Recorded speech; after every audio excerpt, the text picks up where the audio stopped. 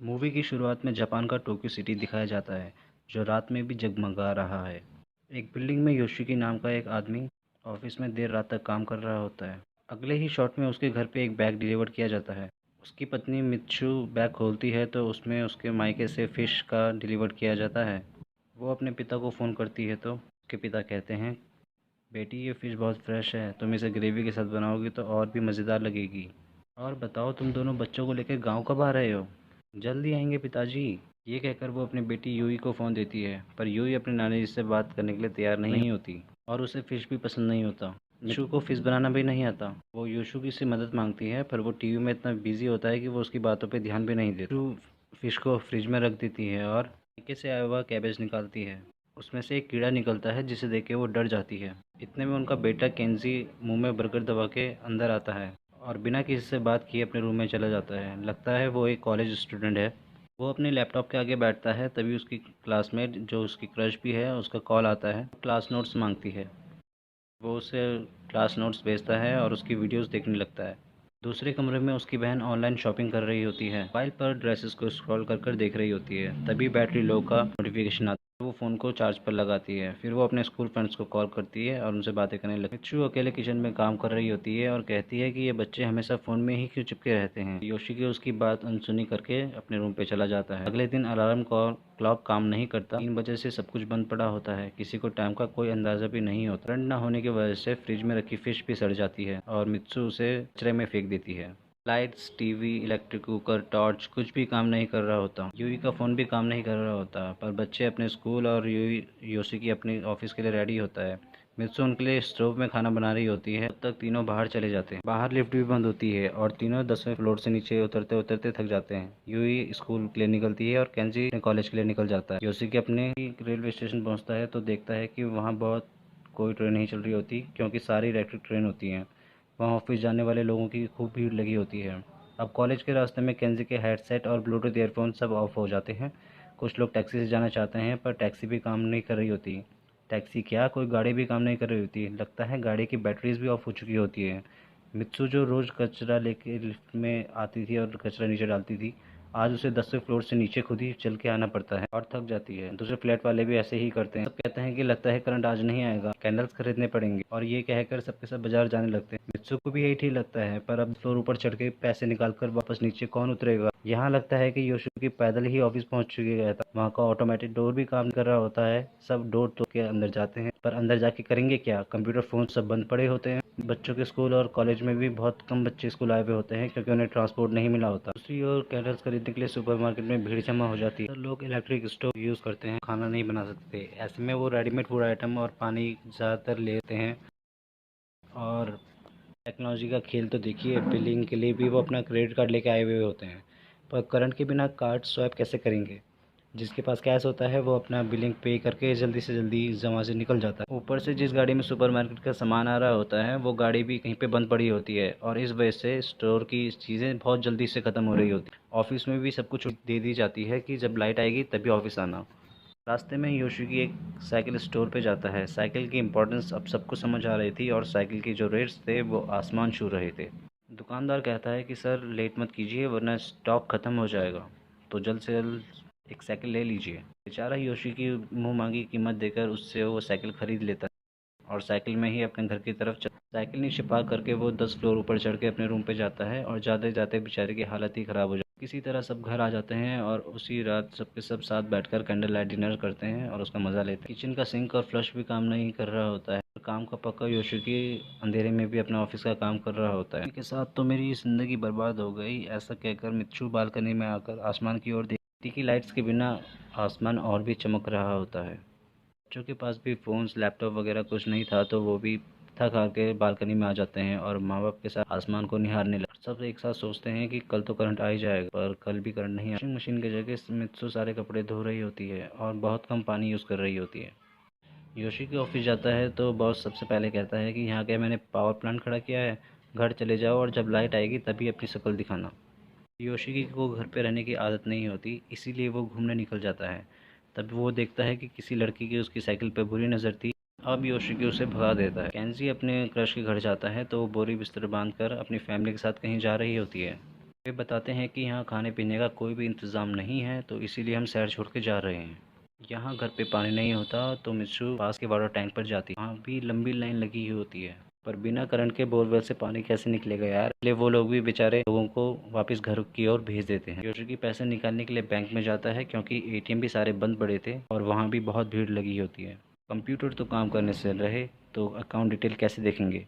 तो बैंक वाले सभी को कहते हैं कि अब घर जाके अपनी पुरानी पासबुक लेके आइए और उसमें अगर जो बैलेंस होगा तभी आपको पैसे दिए जाएंगे। बैंक वाले भी तो ऐसे सभी को पैसे नहीं दे सकते ना। वहाँ का माहौल देखकर आपको नोटबंदी का माहौल ज़रूर याद आएगा, जब अपने बैंक में लाइन लगाकर अपने पैसे वहाँ जमा किए थे और जब पैसे निकालने की बारी आई थी तो ज़्यादा से ज़्यादा 5 या 10 हज़ार निकाल सकते थे एक बार में। ऐसा ही माहौल यहाँ भी होता है। इसमें योशिकी की फाइल नीचे गिर जाती है और उसे उठाने के चक्कर में वो लोगों की मार खाता है। तरह एक हफ्ता गुजर जाता है। सिर्फ टोक्यो में करंट नहीं है या पूरी दुनिया का यही हाल है, और अचानक करंट सप्लाई ऐसे बंद कैसे हो गई और कितने दिन ऐसा चलेगा, इन्फॉर्मेशन किसी को भी नहीं है। सोचिए अगर आपके गांव या सिटी में ऐसे अचानक करंट चला जाए तो आपकी क्या हालत होगी। दूसरे शहर में फ़ोन करके किसी को पूछेंगे कि वहाँ क्या हाल है, पर यहाँ तो फ़ोन, टीवी, इंटरनेट कुछ भी काम नहीं कर रहा होता, तो किसी को कुछ भी खबर नहीं होती कि दूसरी सिटी में भी क्या चल रहा है। ऐसे में सबके सब अपना सामान बांधकर दूसरी सिटी में जाने लगते हैं। अपार्टमेंट में बंद बुजुर्गों की मदद के लिए कोई नहीं आता, तो धीरे धीरे उनकी मौत हो रही होती है क्योंकि उनके खाने पीने का कोई भी इंतजाम नहीं हो। आखिर में योशिकी की फैमिली भी शहर छोड़कर मित्सु के गाँव जाने का फैसला करती है, पर उनके बच्चे गाँव नहीं जाना चाहते थे। पर कोई रास्ता ना पाकर वो अपनी ज़रूरत की चीज़ें पैक कर लेते हैं।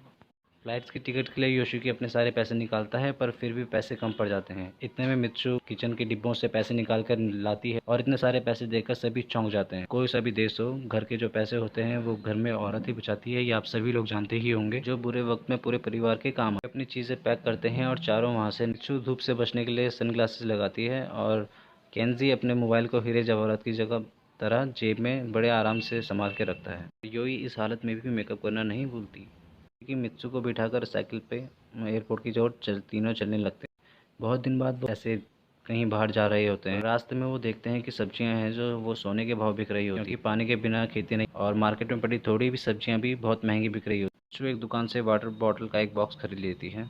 वो काफ़ी महंगा था लेकिन पानी की जगह पैसे तो नहीं थे, इसलिए वो पूरा बॉक्स खरीद लेती है। रास्ते में वो रुककर घर से लाया हुआ खाना यूं सब्जियों को छूती भी नहीं। पब्लिक टॉयलेट का हाल भी बहुत बुरा होता है, बच्चे वहीं पार्क में जाके सुसु वगैरह। फिर वो एयरपोर्ट पहुंचते हैं, पर आगे भी बताने की क्या जरूरत, वहाँ भी सारी फ्लाइट्स बंद पड़ी होती और वहाँ भी काफ़ी पास आ रहे लोगों को पुलिस मारकर भगा रहे। अब ये कई ज़्यादा पैसे देकर रात को एक होटल पर रुक। डिनर के बाद योशिकी सोचता है कि किसी तरह गाँव पहुँच बस अपनी फैमिली को वहीं सेटल करना। योशिकी सोचता है कि बाइक साइकिल्स में ही अपने गांव तक जाना पड़ेगा, पर रास्ते में कई सिटी और गांव पड़ जिनमें उन्हें काफ़ी तकलीफ, पर हमें उन सबको साथ में ही फेस करना। जो जिद करती है कि उतनी दूर और वो भी साइकिल पर, नो वे, इससे अच्छा तो आप मुझे घर पे ही छोड़ दीजिए। लेकिन घर पे क्या रखा है ये सोचकर वो मान जाती है और अगले ही दिन वो सब कुछ अपना सामान इकट्ठा। बच्चे अब एक सुपरमार्केट में घुसते हैं जहाँ कोई नहीं होता। वो कहीं से एक मैप लेते हैं। मित्सु और योशिकी दूसरी ओर जाकर एक साइकिल खरीदने की कोशिश करते हैं। किराने की दुकान पर साइकिल होती है लेकिन ओनर कहती है कि साइकिल तो मैं दे दूंगी, लेकिन पैसों की जगह मुझे कोई चीज़ दे दीजिए। मित्सु बैग में से एक दारू की बोतल निकाल कर ओनर को दे देती है और बदले में थोड़े से चावल और साइकिल ले। देखा, ऐसी सिचुएशन में पैसों का कोई मोल नहीं। और अब चारों अलग अलग साइकिल में मैप की डायरेक्शन को देखकर आगे बढ़ रहे होते हैं। शहर में सारी जगह ब्लॉक की हुई होती हैं, तो बाईपास वहाँ मेन रोड पे जाते ही वो देखते हैं कि बहुत सारे लोग पैदल ही दूसरी सिटी की ओर जा रहे होते हैं। कुछ स्केटिंग बोर्ड पे भी जा रहे होते हैं। में कुछ लोग कहते हैं कि अगले शहर में करंट है और चलते चलते रात हो जाती है और चारों खुले आसमान के नीचे सो जाते हैं। ठंड की वजह से केंजी को नींद नहीं आ रही है और वो उठता है तो देखता है कि कोई उनका आदमी उनकी वाटर बॉटल चुरा रहा होता है। केंजी उसे चेज़ करता है, पर वो आगे जाके देखता है कि वो पानी में पाउडर मिलाकर दूध बनाकर अपने छोटे बच्चे को दे रहा होता है। इसलिए वो उसे छोड़ देता है और वहाँ से वापस। दूसरे दिन इनके सामने 2 किलोमीटर लंबा एक टनल आता है। टनल के अंदर बहुत ही अंधेरा होता है, नाम की भी रोशनी। अंधेरे में टनल को पार करने के लिए एक एक्सपर्ट की ज़रूरत होती है, तो वहाँ कुछ नेत्रहीन बुजुर्ग बैठे होते हैं जो पैसों के बदले टनल पार कराने के लिए रेडी हो। सभी उसके पीछे जाकर टनल को पार कर। अब योशिकी का परिवार इसी तरह एक हफ्ता तो मैनेज कर ही लेती तरह 16 दिन हो जाता और उनके सारा खाना पानी सब कुछ खत्म हो जाता। मित्सु पास की नदी में ही कपड़े धो रही होती है, उसी नदी का गंदा पानी पीने लगता है। आगे चलकर थोड़ा तेज़ बारिश होने लगती है और गंदा पानी पीने की वजह से योशिकी का पेट खराब हो जाता है, तो वो चारों के चारों भागकर एक ब्रिज के नीचे बैठ जाते हैं। हवा इतनी तेज़ होती है कि साइकिल्स नीचे गिर जाती है और उनका सारा सामान भी नीचे गिर जाता है, जैसे कि चावल, कपड़े वगैरह सब कुछ नीचे गिर जाता है और सब कुछ वेस्ट। उनके पास अब खाने पीने का कुछ भी नहीं बचता, लेकिन फिर भी वो आगे बढ़ते रहते। अगले ही शहर में एक सुपरमार्केट होता है, तो दोनों बच्चे सुपरमार्केट के अंदर घुसकर खाने पीने के लिए कुछ चीज़ें ढूंढ रहे होते हैं। चावल का एक भी दाना नहीं होता, पर पैट्स के काफ़ी खाने होते, तो वो बेचारे खूब सारे डिब्बे उसी के उठा लेते हैं। पीने का पानी कहीं भी नहीं होता, तो बच्चे खराब पड़ी हुई बैटरी का पानी निकाल कर पीने। अब इससे पोल्यूशन हो भी कैसे। वहाँ योशिकी आग लगाने की कोशिश कर रहा होता है, आग लगती ही नहीं है, तो केंजी अपना लाइटर देता है, पर योशिकी मना करती। समझ जाता है कि अब करंट कभी नहीं आने वाला और उसका मोबाइल अब किसी भी काम का नहीं है, इसलिए वो अपने मोबाइल का कवर निकाल के अपने साइकिल का पंचर लगाने लगता है। अगले 6 दिन तक वो डॉग फूड से ही अपना पेट भरते हैं, निकाला हुआ पानी पीते हैं। रास्ते में उन्हें एक फैमिली मिलती है जिसके पास खाने पीने की काफी चीजें होती हैं और वो काफी खुश वहाँ पे बैठे होते हैं। जहाँ भी खाने के पेड़ पौधे होते थे वो सब बटोर के वो पास रख लेते हैं, खाते थे और ज्यादा बचा के रखते थे ताकि आगे उनके ये काम। न जाने अब कितने दिन और ऐसे ही रास्ते में बिताने पड़ेंगे। उनके पास एक डिजिटल कैमरा भी होता है जो बैटरी से नहीं चलता और एक मैकेनिकल कैमरा होता है। फैमिली इस ट्रिप को एंजॉय कर रही होती है और दोनों ही फैमिली आपस में देख के एक दूसरे को देखकर काफ़ी खुश। दोनों दूर तक साथ ही सफ़र करती है। तब वो देखते हैं कि कहीं शहर में आर्मी कहीं जा रही होती है और दूसरी सिटी की तरफ करण की एक मोड़ पर वो स्मार्ट फैमिली दूसरी तरफ चली जाती है और योशिकी की फैमिली करण की तलाश में दूसरी सिटी की ओर। फैमिली को देखकर योशिकी को काफ़ी चिढ़ मच रही होती है क्योंकि वो थोड़ी सी चीज़ में ही काफ़ी खुश नज़र आ रहे होते हैं। इसीलिए उनके जाने से योशिकी को काफ़ी तसल्ली महसूस होती है। डर भी होता है कि मैं थोड़ी सी आग तो जला नहीं पाया, तो सिचुएशन में अपनी फैमिली को कैसे बचाऊंगा। वे अगले शहर पहुंचते हैं तो वहां देखते हैं कि वहां भी करंट नहीं होता। लोगों की बात मानकर वो ऐसे ही इतनी दूर आ गए थे। योई अपने डैड पे चिल्लाती है कि डैड यार, आप तो बड़े सपने दिखा रहे थे, पर लाइट तो यहाँ भी नहीं है, अब हम क्या करेंगे। मित्सु दोनों के बीच में सुलह कराकर वहाँ से उन्हें आगे ले जाती है। आगे एक लोग एक्वेरियम के फिशेस वगैरह को पका के उन्हें खा रहे होते हैं। वहाँ एक्वेरियम के कीड़े और मछलियों को लोग पकाकर बेच रहे होते हैं। शुकी की फैमिली भी लाइन पे लग जाती है, पर जब उनकी बारी आती है तो वहाँ खाने के लिए कुछ भी नहीं बचा होता, यहाँ तक कि सूप भी नहीं। शुकी कुक के पैर पकड़ लेता है कि मेरे कम से कम मेरे बच्चों को तो कुछ खाने के लिए दे दो, लेकिन वहाँ खाने के लिए कुछ बचता ही नहीं, तो कुक उन्हें छोड़ के चला जाता है।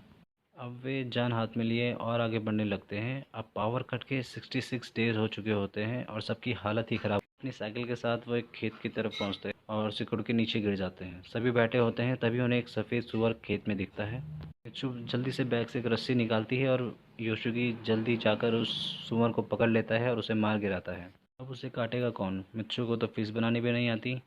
तो भी वहाँ एक किसान आता है और उन्हें अपने घर ले जाकर पानी और खाना दे। योई जो फिश तक नहीं खाती थी, वो यहाँ दबा दबा कर सुअर का मांस खा रही होती है। खाने से पहले उन्होंने एक प्रॉमिस किया होता है कि खाने के बदले वो बुजुर्ग की किसी न किसी काम में ज़रूर मदद करेंगे। वहाँ पैसों का कोई काम तो था नहीं, तो जब पैसे नहीं होते तो इसी तरह से काम चलता था कि काम के बदले आपको खाना मिलता था। उन चारों को सुअर काट कर सुअर का मांस धूप में सुखाने का काम देता है, जो कि वो खुशी खुशी करने लगते हैं। फिर वो चूल्हे में पानी को गर्म करने रखते हैं बड़े से बर्तन पे और नहाने के लिए तैयारी करते हैं।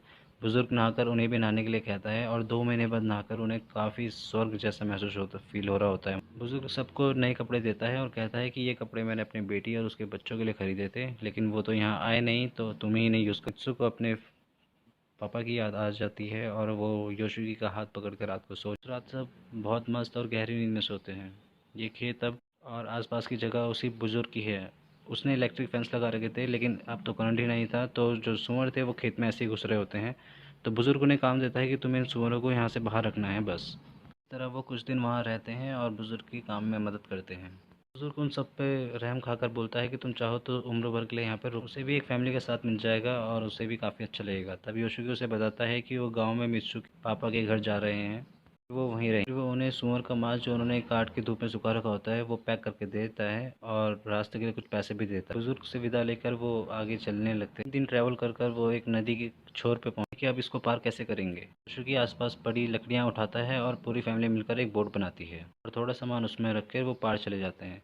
योई और मित्सु तो पार हो जाते हैं और योशिकी और गेंजी वापस साइकिल लेने के लिए वापस जा रहे होते हैं। में ही तेज बारिश स्टार्ट हो जाती है और नदी का जो पानी होता है उसका बहाव तेज होने लगता है। वो इतना तेज हो जाता है कि केंजी तो किसी तरह से पार पहुंच जाता है, पर योशिकी नदी के साथ बहने लगता है। रोते हुए चिल्लाते हुए उसके पीछे पीछे भागने लगते हैं नदी के बहाव के साइड, लेकिन उसका कोई पता नहीं चलता। कुछ देर दूर जाकर उसके बस सिर के बाल उन्हें मिले। पावर कट के 94 डेज हो चुके हैं। शू योशिकी के बारे में सोचकर रो रही हो। केंजी उसको संभाल रहा होता है। आगे चलकर वो बैग से निकाल कर खाने की चीज़ योई को देता है और योई पीछे आते हुए कुत्ते को खाना शेयर करने लगती है। कुत्ता अपने और दोस्तों को भी साथ में ले आता है और सभी सब उनके पीछे चलने लगते हैं। तो भाइयों को खाना मिल गया। अब सारे कुत्ते योई के बैग के चिपट जाते हैं। वो बेचारे डगमगा के एक गड्ढे में गिर जाता है, पैर भी फ्रैक्चर हो जाता है। दोनों बच्चे उसे किसी तरह ऊपर ले आते हैं और तभी देखते हैं कि सारे कुत्तों ने सारा मांस खा चुके होते हैं और अब वो उनकी तरफ आ रहे होते हैं। हमारे वो पटरी पे ही बैठ जाते हैं और रोने लगते हैं। तभी दूर से कोई आवाज़ आती है जिसे देखकर कुत्ते भी वहाँ से भाग जाते हैं।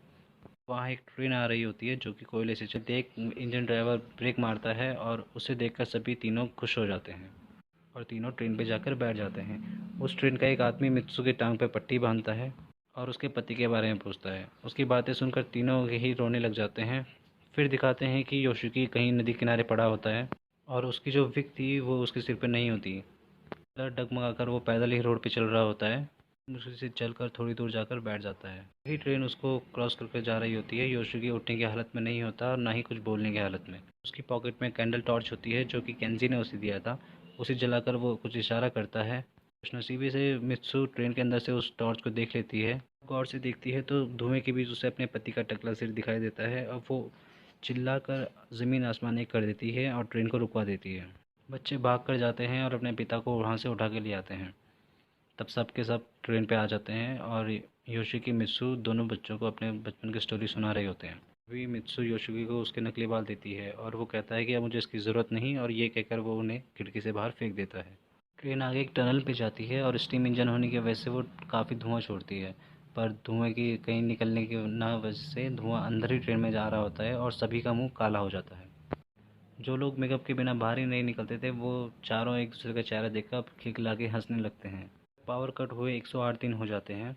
नो मित्सु को एक ठेले जैसी गाड़ी पे बिठा कर ले जा रहे होते हैं, पर आगे शहर नहीं एक बीच होता है जहाँ पर एक आदमी खड़ा होता है और मित्सु ध्यान से देखती है तो वो उसके पिताजी खुशी से पिताजी को पुकारती है और बच्चे भी नाना जी कहकर आवाज़ मारने लगते हैं और सब दौड़कर नाना जी के पास पहुँच जाते हैं। अपने पोता और पोते को देखकर नाना जी खुशी से झूम उठते हैं। तो 8 दिन बिना करंट की कई फैमिलीज मर चुकी होती हैं। करंट के बिना तो किसी ने जीना सीखा ही नहीं है। योशिकी की फैमिली लंबा और कठिन रास्ता पार कर अपने घर पहुंच चुकी थी, वो भी जिंदा। अब बिना पावर के 2 साल और 4 महीने हो चुके होते हैं। तब हमें दिखाते हैं योशिकी और केंजी समुद्र में फिशिंग कर रहे होते हैं और ढेर सारी मछलियां पकड़ के लाते हैं। पूरी और योई कपड़े सिल रही होती है और मित्सु खेत में अपने पिता के साथ टमाटर उगा और वो नेचर के साथ मिलकर एक स्वस्थ ज़िंदगी बिता रहे होते हैं। दिन बाद योशिकी अचानक से रात को कुछ आवाज़ सुन के उठ जाता है, चौंक जाता है और बाहर जाकर देखता है कि एक पब्लिक स्पीकर से कुछ आवाज़ आ रही होती है कि गांव की स्ट्रीट लाइट्स भी चलने लगती है। लगभग 2.5 साल बाद करंट वापस आया होता है और गांव के सभी लोग उन लाइट्स को अजूबे की तरह देख रहे होते हैं। अगले सीन में ही दिखाते हैं कि टोक्यो वापस उसी भीड़ भाड़ में जुड़ गया है और सभी न्यूज़ चैनलों में और सभी टीवी वगैरह में उसी पावर कट के बारे में बातें हो रही होती हैं। कहता है कि ये सोलर स्टॉर्म की वजह से हुआ और दूसरा चैनल कहता है कि एक मेट्रोइड के गिरने की वजह से ऐसा हुआ था। और चैनल पे न्यूज़ चल रही होती है कि टेररिस्ट का साइबर अटैक भी हो सकता है। इस तरह हर चैनल अपनी अपनी हर अलग अलग स्टोरी बता रहा होता है। सब सोचते हैं कि छोड़ो और अपने शहर अपने रूम पे वापस चले जाते हैं टोक्यो में। अगले कट में दिखाते हैं कि जो मित्सु होती है वो फिश बना रही होती है और जो गेंजी होता है वो अपने लैपटॉप के बजाय अपने गिटार के साथ घूम रहा होता है। योई मोबाइल फ़ोन के बजाय सिलाई मशीन पर काम कर रही होती है और लगता है कि स्कूल में भी यही सब सिखाया जा रहा था। योशिकी अपना लंच बॉक्स भूल जाता है और मित्सु से लंच बॉक्स देने के लिए लिफ्ट से नीचे जाता है और योशिकी साइकिल से अपने ऑफिस जा रहा होता है और अपना लंच बॉक्स पकड़ लेता है। अभी मित्सु के नाम का एक पोस्ट आता है, अरे ट्विटर वाला पोस्ट नहीं, रियल वाला। और याद है आपको वो अच्छी फैमिली वाला लोग थे जो वो कुछ फ़ोटोज़ उन्हें भेज रखे होते हैं। 2.5 साल बाद भी वो उन लोगों को याद रखते हैं और उनकी वो फ़ोटोज़ उन्हें भेजते हैं जो 2.5 साल पहले उन्होंने खींची थी। रोज मिलके उस फ़ोटोज़ को देखने लगते हैं और मन ही मन मुस्कुरा के वो चीज़ें। और दोस्तों यहीं पर ये मूवी ख़त्म होती है। पावर कट की वजह से ही उन्होंने इतना लंबा रास्ता तय किया था, की वजह से उनकी ज़िंदगी ही बदल गई। उनकी ज़िंदगी ने जो उन्हें सीख दी थी उसे वो कभी नहीं भूल पाएंगे। वो एक साथ होके भी एक साथ नहीं रहते थे, लेकिन अब एक साथ रहकर उन्हें एकजुट होकर रहने का सबक मिल गया था और अब वो एक दूसरे के और भी करीब आ चुके थे। टीवी, मोबाइल्स, इंटरनेट इन सबसे दूर एक ज़िंदगी हमारे खुशी से इंतज़ार कर रही है। बस हमें ज़रूरत है छोटी सी कोशिश की, जो इस मूवी में दिखाया गया है। इसी बात पे फ्रेंड्स इस मूवी को प्लीज़ लाइक और चैनल को अभी सब्सक्राइब कीजिए। साथ ही अपने फ्रेंड सर्कल में इस वीडियो को शेयर ज़रूर कीजिए ताकि उन्हें भी स्टोरी में को। Thanks for watching.